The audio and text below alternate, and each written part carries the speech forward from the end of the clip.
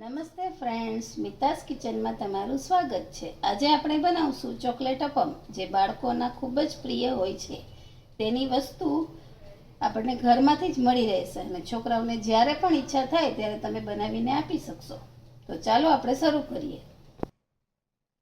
Chocolate appam બનાવવા માટે આપણે પહેલાં બાઉલની ઉપર એક ચાળણી રાખવાની છે। તેમાં આપણે 1 કપ નાખશું ઘઉંનો લોટ, અડધો કપ દળેલી ખાંડ, 1 મોટી ચમચી મિલ્ક પાવડર,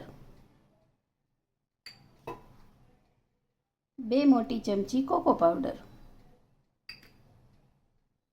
1 નાની ચમચી બેકિંગ પાવડર, અડધી નાની ચમચી ખાવાનો સોડા અને ચપટી મીઠું। હવે આ બધું મિશ્રણ હલાવી દેવાનું છે।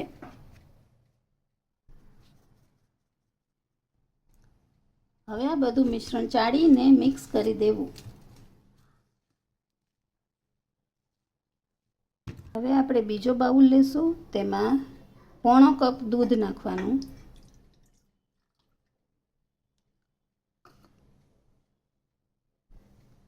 પા કપ દહીં તાજું લેવું, ખાટું હોય તેવું ન લેવું, અને પા કપ તેલ લેવું, તેલ કોઈ પણ સ્મેલ વગરનું લેવું।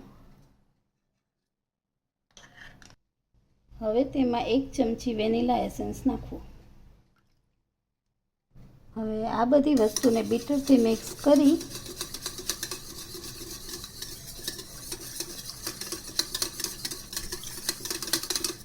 આપણે જે લોટવાળું બધું ચાળીને રાખ્યું છે તેમાં નાખી દેવું અને આને ફક્ત મિક્સ કરી દેવું।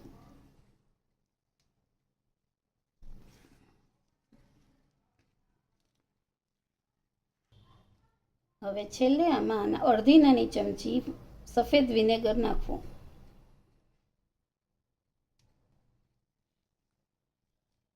મિક્સ કરી દેવું।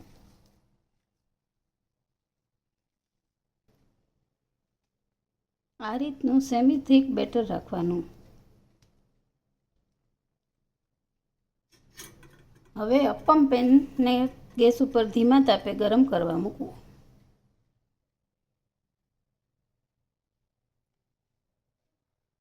અપમ પેનને થોડા તેલથી ગ્રીસ કરી લેવું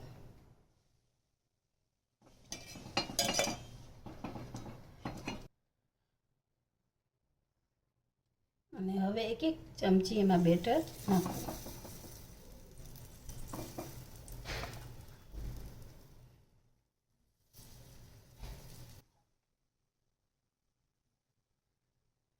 હવે આને ઢાંકીને 5 થી 7 મિનિટ થવા દેવું અને જો છોકરાઓને ચોકલેટ વધારે ભાવતી હોય, ચોકલેટનો ટેસ્ટ, તો આ બેટરની અંદર વચ્ચે તમે કમ્પાઉન્ડ ચોકલેટનો ટુકડો પણ મૂકી શકો। આ રીતે તમે ઉપર કમ્પાઉન્ડ ચોકલેટના ટુકડા પણ નાખી શકો।